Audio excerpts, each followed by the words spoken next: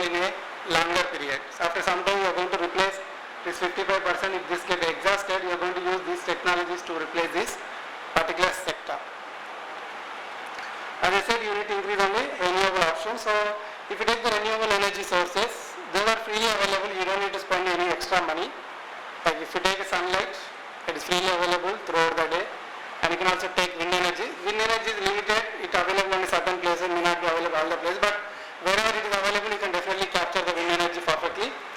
And environment friendly, there won't be any emission of carbon dioxide. As like when you burn the coal or oil, whatever it is, you are going to get a carbon monoxide from the burning. Then that will contaminate your environment. And easy to recycle some extent. Okay, like your solar panels can be easily recycled and to some extent. So in addition to that, your sunlight, wind, there is one more tidal which is not well developed at this moment. And there is one more called waste energy. This is my interest. My research work based on only waste energy, which was not utilized previously by any of the research works. Okay. So if you take the solar cell, this is a typical solar cell. It works based on a simple PN junction diode with a electron hole pair generated in the PN junction whenever sunlight falls on the solar panel. Okay. So we already invested a lot of money in solar panels. We have increased our solar percentage by so much amount. We could able to build huge amount of solar parks. If you look at this one, this is 648 megawatt, which is in Tamil Nadu, which is producing 648 megawatt power. Okay. So there are such parks many across India. Not only this place, there are many parks across India. So what I am trying to tell you is, so solar energy is well established. It's already reached the common people. Everybody putting the solar panels in their house also nowadays for a solar powered heater, solar powered cookers. Okay. In addition to this one, you can also have solar powered planes, solar powered helicopters, and you can also have solar powered cars. Okay, so these are already developed, already in the market, some of them. And this is our NIT-Warangal main building, which is also solar powered. As you can see, there are large number of solar panels across the building. Okay, so you can also use automatic street lights. So only power of the solar panels in a long run is after 50 years or 20 years, their lifetime get reduced. It may not produce a same amount of current and voltage after 15 years, or sometimes because of the environmental conditions, they may get dust, they may get rust if the metal contacts are not proper or not pure. So you end up with removing the solar panels, and when you remove such a big 2,500 acre solar panels, there will be a huge waste. So you have to find a solution how to recycle that solar panel to get back silicon again to reuse in making the solar panels once again. That's the only issue with the solar bill. Otherwise, it is perfectly clean energy for us. Okay. And what is the tidal? So if you look at here, the tidal energy was very limited 1985. But as time passes, we have increased huge amount of tidal wind energy. Like you have installed so many wind turbines across wherever there is a pressure difference in the atmosphere. As you can see, this growth is very huge. India also it is huge number. The capacity of energy production by wind turbines are very high. So these are solar wind farms, and one is in Jaisalmer, other one is Uppandal. Okay. So these can produce, if you consider this one, this is 1500 megawatt, this is 1000 megawatt power. So huge power. This also installed, this also very clean source for us. Only issue with it is little expensive side. Compared to solar panels, you need to spend a lot of money installing these turbines because it looks very small actually. In real time, it is very huge. You have to see something like this. So it's a very huge one. Okay. And in addition to this, is the last one. This is also freely available, tidal energy in the ocean. Okay. The thing is, this is very random. Your solar energy is fixed. Your wind energy is flow at a constant speed. Whereas this one is very random. The disturbance we don't have any control. Okay. So harvesting this energy will be little difficult, but still people have developed different technologies to harvest this also. Okay. So at the end of the slide, this is what happened. So we have invested a lot of money and infrastructure to increase our renewable energy source at the large scale. We could able to at least replace certain amount of energy which is produced by the coal. In the long run, we are going to completely replace this entire percentage with your, sorry, this is a wrong picture, I'm sorry, yeah. So you can going to replace the coal part with the renewable energy. So this is the larger scale where industries require power, where your home require power and all. Okay. Now, what is the need for the small scale energy? This is my research topic. What I have discussed is a bigger scale where sustainable growth will happen for the country or for any nation. You require those bigger sources for a longer period. But whereas this one is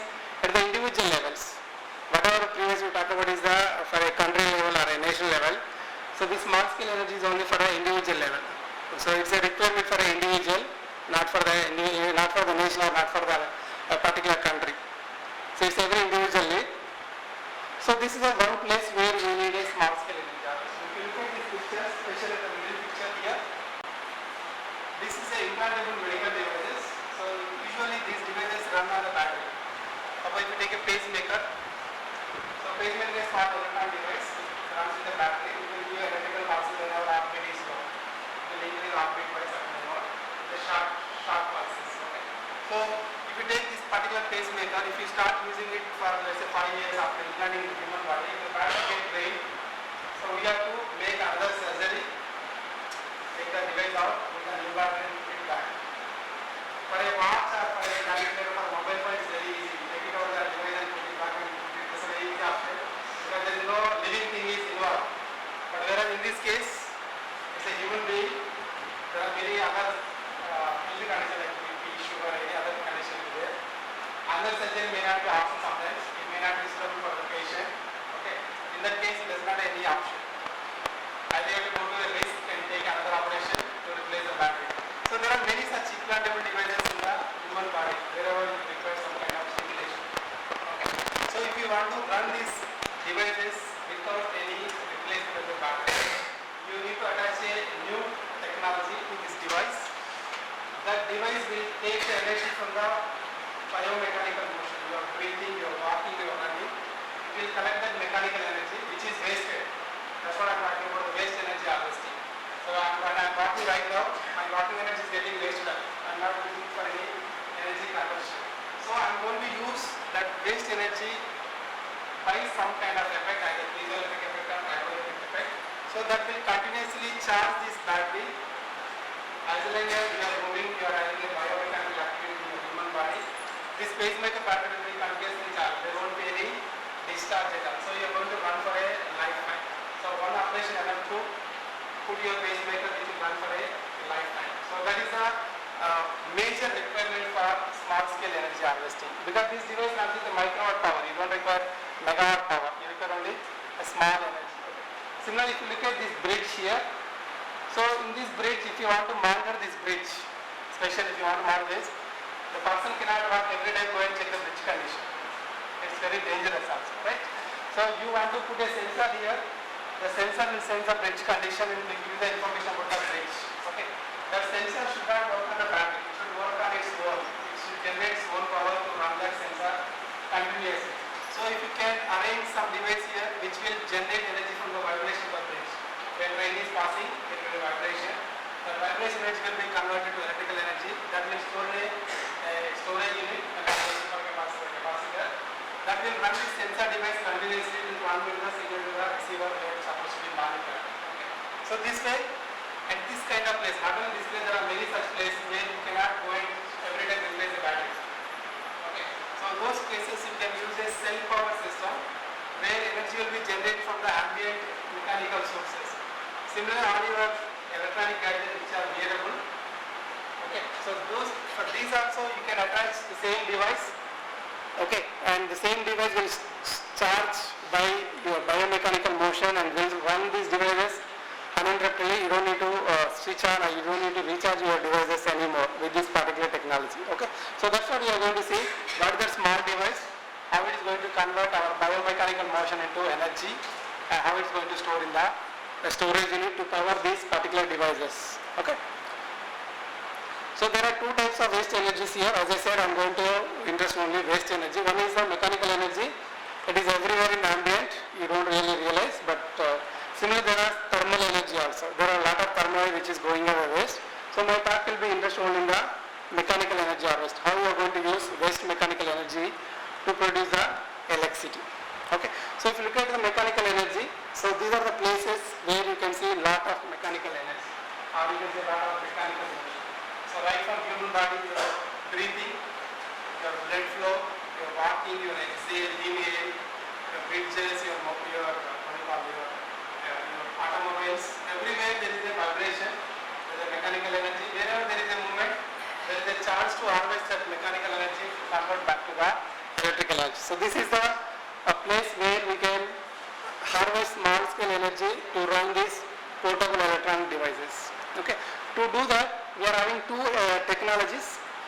One uses the piezoelectric effect, other one uses the triboelectric effect. So we call these as typically nanogenerators. Why it is so means, so as you can see here, this is a generator, right? Everybody knows, I guess. It's a simple generator based on the electromagnetic induction. We call this as a generator which will produce mechanical energy to the electrical energy. This is what we use in hydroelectric power plants. So where water will pass through a turbine will rotate, that will rotate in the magnetic field, that will produce the alternate current. Okay. So why we are calling generators? Because it is related to the same thing, where it is converting your turbine mechanical movement to electrical energy, whereas in this case you are going to convert biomechanical motion into electrical energy. So that's why we call it as a nanogenerator. If it is a piezoelectric, then we call it as a piezoelectric nanogenerator. If it is a triboelectric, we call it as a triboelectric nanogenerator. So this was first invented by Professor Gerald Van from Georgia Tech University. Now we will talk about what is piezoelectric effect. This most of you knowing it already. So there are certain materials which have a certain symmetry. Okay.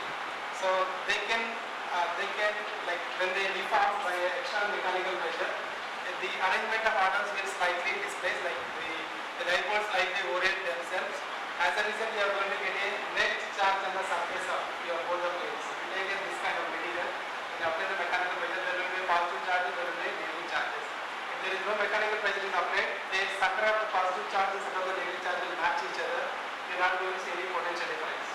The moment you apply the mechanical pressure, you are going to have a net positive charge and net negative charge. If you look at here, there are two negative charges here, there are two positive charges here. So this can be a negative side, this can be a positive side. So this effect will be used to convert your mechanical energy, any mechanical energy, not only biomechanical, any mechanical energy can be converted to the electrical energy. This is one effect we use, and this is well explored. The disadvantage with this technology is the power output is very small. Isn't it everybody? So we are not going to use this technique for making the fiber nanogenerator. We are not going to use this. So this is disadvantage is you cannot use all the materials. You have to choose only material which exhibit the piezoelectric effect, like zinc oxide, okay, like ZNS, or you can take quartz crystal, or you can take SiO2. So only you have very limited choice. The second thing is the material is brittle. If you start applying the mechanical pressure on the device or your material, if the mechanical force is too high, your material get break off. Okay. First thing is you do not have many materials to do this kind of device. Second one is brittle nature will damage. Third one is the power output is very small. You are going to get power output of only few microwatts to few milliwatts, not more than that. Okay.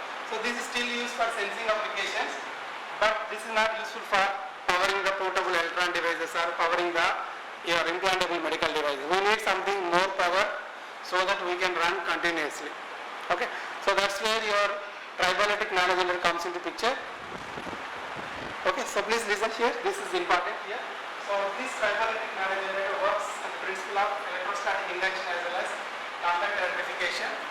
So as you can see here, this is school level physics. Most of you knowing it.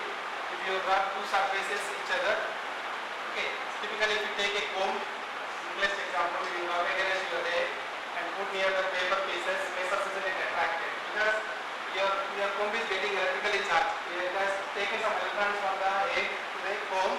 Now comb is negatively charged, the paper is positively charged. When you put it here, your paper pieces get attracted. So that is what is meant by contact electrification. So when you put two objects, two different objects, not the similar objects, please remember this point. You cannot put similar objects, you cannot expose the contact electrification, and both are same material. There won't be any electron transfer between the two materials. You should take two different materials. When they contact each other, they are going to exchange their charges based on their work potential, based on their electronegativity. Someone will have more electronegativity, someone will have a less electronegativity. So they exchange the electrons so that both will have the equivalent number of electrons on the surface.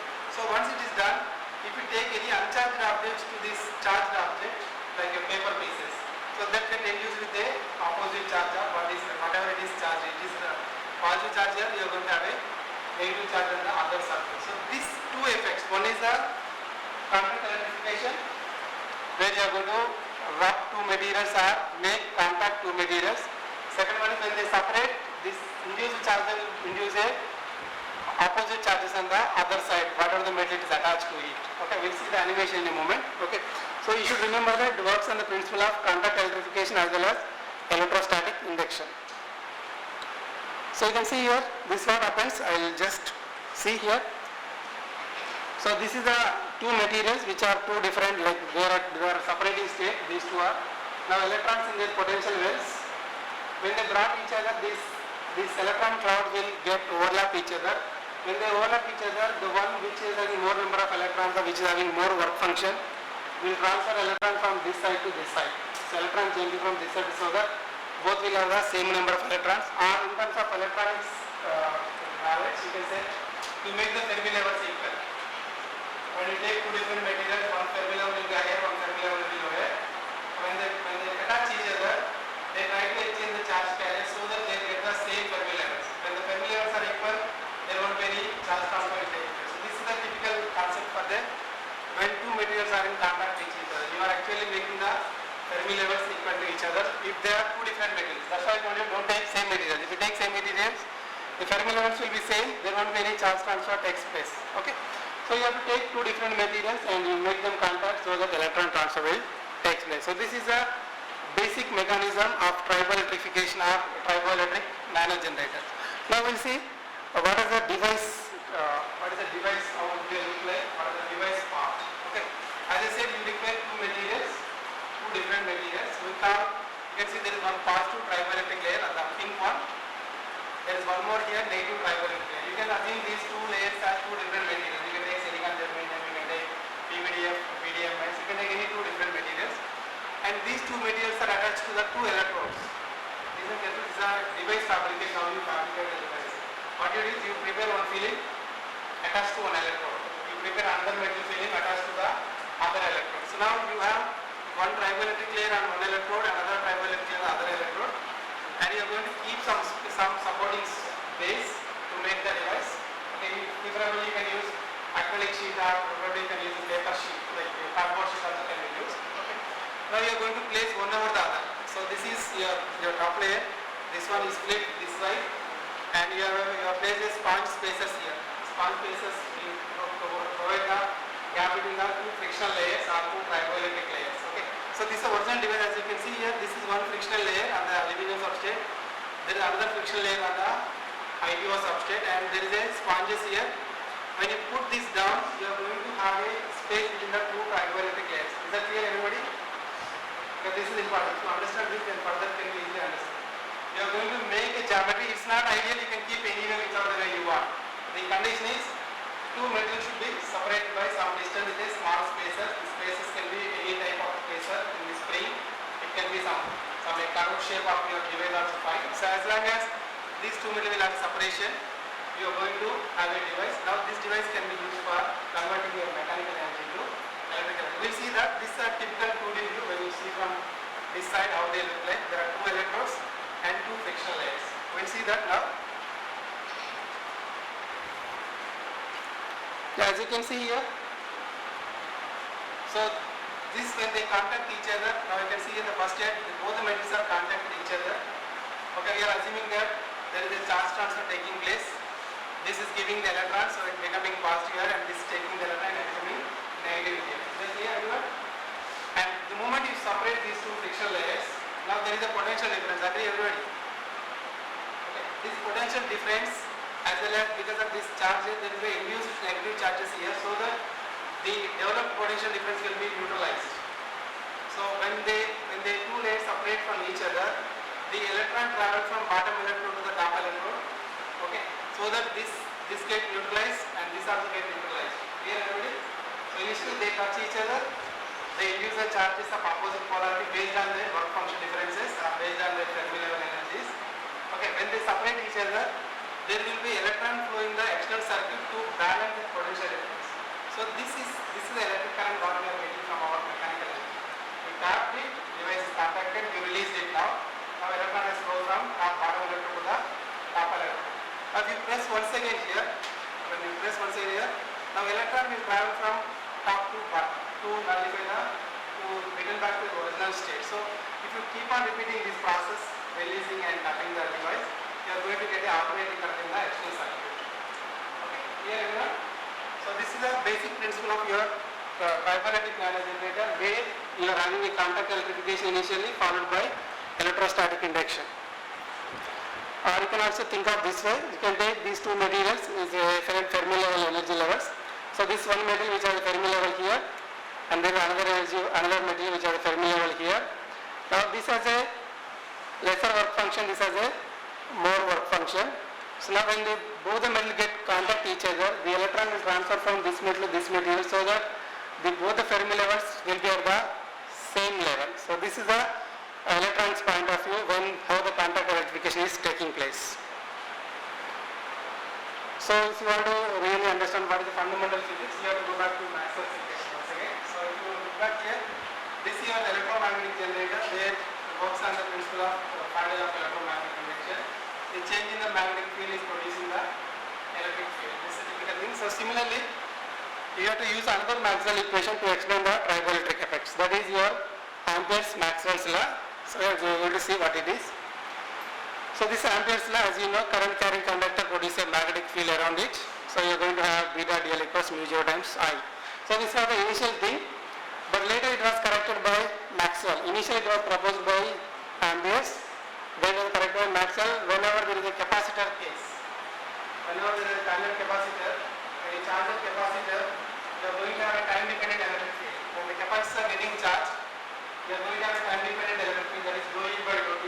When that happens, there is a current flowing between the capacitor. Ideally, there should not be any current flow because there is no connection between those two plates. Ideally, there should not be any, but because of this dou E by dou T, there is a current going between the plates, that is called displacement current.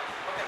So as a result, we have added one more term. This is for Ampere's law, and this term is from the time dependent electric field. This comes only whenever you have a situation where you have a capacitor involved in your circuit. Otherwise, it's not required. Okay. So for this circuit or for this equation, there is some more correction has been happened now. Now already one correction has been done because of your time dependent electric field. Now one more correction has been happened. Okay. So that is because of your piezoelectric effect and triboelectric effect. That's what we are going to see now. What is that correction has been done? You can see here in both the cases either piezoelectric or triboelectric effect, what you are doing, you are actually separating the charges. Agree everybody? You are separating the charges, right? Both the cases. You are having a positive charge on one side, negative charge on the other side. You can consider the polarization of your charges. You are making it one side positive, one side negative. Because of this polarizing charges, there is a current flowing in the electrical circuit, right? So whenever the charges are separated, there is a current flowing in the electrical circuit. So we have to add one more term which relate to the polarization of charges. So that's the correction has been done by Jadelvan. Now you can see here this extra term. Now your dou D by dou T is not only dE by dou E by dou T, it is having dou PS by dou T. That is related to the polarization of the charges during either piezoelectric effect or triboelectric effect. Okay. Now, so because of this equation, there is a one field approach. This is your radio wave or microwave, whatever antenna, whatever it is. Because of this new term, we have another field where piezoelectric, nanogenerators, triboelectric, energy harvesting, sensor, cell power system, there are many other things that comes into picture.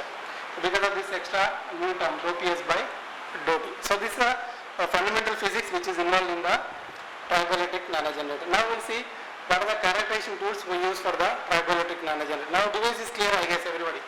You have two electrodes, two frictional layers with a spaces between the two frictional layers. Okay. So before that you need to understand what parameters will really affect the TNG output or your nanogenerator output. If you know what is dependent, then you need to know what characterization techniques need to be used to determine it. The first one is work function difference between the two materials should be as high as possible. The more the work function difference, more charge transfer will take place, you are going to have more triboelectric output. Okay. And surface contact points is nothing but your roughness. If you take two plane surfaces which are very smooth, when you try to contact them, you are going to have very limited contact points. You are getting right? So your contact ability is nothing but how good you can make two metals contact each other. If the more contact points are there, more transfer will take place. The less contact points are there, less charge transfer will take place. So you need to make your surfaces such a way that when they contact each other, they are going to have maximum contact area. Now if I take these two hands, the contact area is very limited because my hand has very high roughness. Okay. Whereas if you take only small region, this one, small region, this one, they will be having more contact point because there is a pattern on the skin. The skin makes more contact point. So you need to make your both the rough surfaces such a way that it is going to produce more effective contact area. You are going surface charge density more on the surface, and preferably you should select for higher dielectric constant material so that it can store the charge which is induced on it. The more the dielectric constant, more charge it can store. Okay. So this is one set of parameters. This is related to the materials part. There is one more which is related to the device testing and what parameter is going to affect. One is the applied force. You cannot apply all the force whatever you want it. There is a limit for everything. But in general, as you increase the force, you are going to increase the effective contact area more. The force is small, the contact will be very partial between the layers. The force is more, you are going to have a better contact. But if you increase beyond that, there won't be any improvement because already its effective contact area is very, you cannot increase more than that. That may lead to damage of your device also. So you cannot go beyond that. And similarly, frequency of the applied force. Okay, you can apply 1 Hz frequency you have up to 2 Hz or 3 Hz. But there is also limit on this frequency. If you increase more the frequency, like you are tapping it very fast, your device will not go back to original state. It has to transfer from up to down, down to up. Your electron transfer. When you make it very higher rate, that will not take place. That will not give you a better output. It will give you only till one certain point. After that, you will not go into the maximum voltage or maximum current. And finally, spacing is the frictional layers. Okay, if you increase the spacing, ideally you are going to increase the output voltage. But when you increase the spacing, you need to apply the more force. The spacing is more, you need to apply the more force. If your spacing is less, you need to apply the lesser force. We don't want more spacing, we want only small spacing so that we will gently touch ourselves to produce the electric current. That's the idea. So we don't really use higher spacing. And testing environment, whether you are testing on a normal ambient or very humidity conditions or under any gas atmosphere. Okay, because when you are testing a device under a gas atmosphere, the gas molecules can absorb on the surface, which will modify the surface characteristics, which will modify the work function of the material. As a result, we are going to get a different output voltage than what we are expected. So this particular property will be used in the self-powered sensors. The testing environment, you can make it in the presence of a particular gas, without presence of a particular gas, check out what is the response of the device, and based on that you can use this for the gas sensing purpose also, or any sensing purpose also can be used.